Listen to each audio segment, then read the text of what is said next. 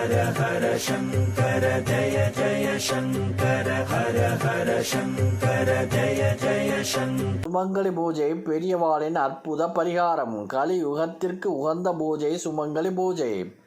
இப்பூஜையினால் கொடிய பாவங்களும் தோஷங்களும் விலகும்.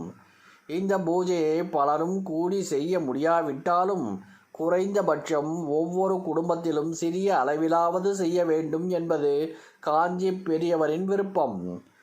ஒரு சந்தர்ப்பத்தில் வயதான தம்பதியர் தட்டில் பழம், பூ, அம்பாளுக்கு பட்டுப்புடவை ரவிக்கையோடு பெரியவாரை காண காஞ்சிபுரம் வந்திருந்தார்கள். மாயவரத்திலிருந்து வந்த அவர்கள் காவிரி கரையிலிருந்து வரும் நீங்கள் துலா ஸ்நானம், ஐப்பசி மாதம் காவிரியில் நடக்கும் தீர்த்த நீராடல் செய்து விட்டீர்களா என்று கேட்டார். தம்பதிகள் இருவரும் ஆமாம் என்றனர். சுவாமி, துலாஸ்தானம் ஆயிடுத்து என்றார் பெரியவர். அடுத்த கேள்வியாக, மாயவரம் ஆற்றங்கரைக்கு துலாஸ்தானம் செய்ய ஏகப்பட்ட சுமங்கலிகள் வருவாளே என்றார். வருவா என்றனர் அவர்கள். அது சரி, உங்க அகத்திலே சுமங்கலி பிரார்த்தனை எல்லாம் ஒழுங்கா நடக்கிறதா என்று பெரியவா கேட்டார். இந்த கேள்வியை கேட்டதும் தம்பதியர் முகம் வாடினர். முன்பெல்லாம் ஒழுங்காக நடந்தது, இப்போ சுமங்கலி பிரார்த்தனை நடந்து பல வருடமாயிற்று என்று சொல்லி அந்த அம்மையார் கண்ணீர் விட்டு அழுதார். அந்த அம்மாளின் கணவர் மனைவியை சமாதானப்படுத்தி அழுகையை நிறுத்தினார். பெரியவரிடம், சுவாமி, என்னோட கூட பிறந்தவர்கள் 2 ஆண் ஒரே ஒரு பெண். அவளும் 3 வருடத்திற்கு முன் இறந்துவிட்டாள்.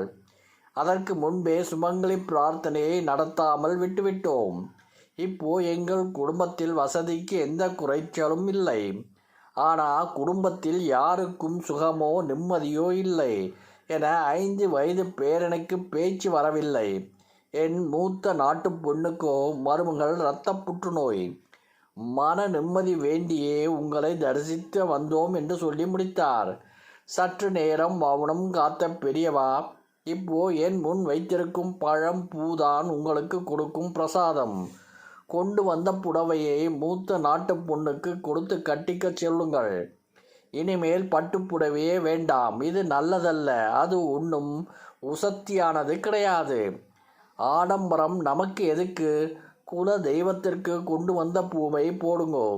அதோடு முக்கியமாக ஒரு காரியம் செய்ய வேண்டும் என்று சொல்லி பெரியவா பேச்சை நிறுத்தினார். கேட்டுக்கொண்டிருந்த தம்பதியர் வணங்கி, பெரியவா என்ன உத்தரவு போட்டாலும் அதை அப்படியே செய்கின்றோம் என்று கண் கலங்கினர். உன் சகோதரியின் நினைவு நாளில் 108 சுமங்கலிக்கு சாதாரண நூல் புடவை ரவிக்கை ஆகியவற்றை கொடுப்பதோடு முடிஞ்சா அன்னதானம் செய்ய வேண்டும். அதன் பிறகு எல்லாம் நன்மையாகவே முடியும் என்று சொல்லி அனுப்பி வைத்தார். தம்பதிகள் பெரியவாளின் உத்தரவுப்படி சுமங்கலி பூஜை செய்தனர். 3 ஆண்டுகளில் பேரனும் பேசத் தொடங்கிவிட்டான்.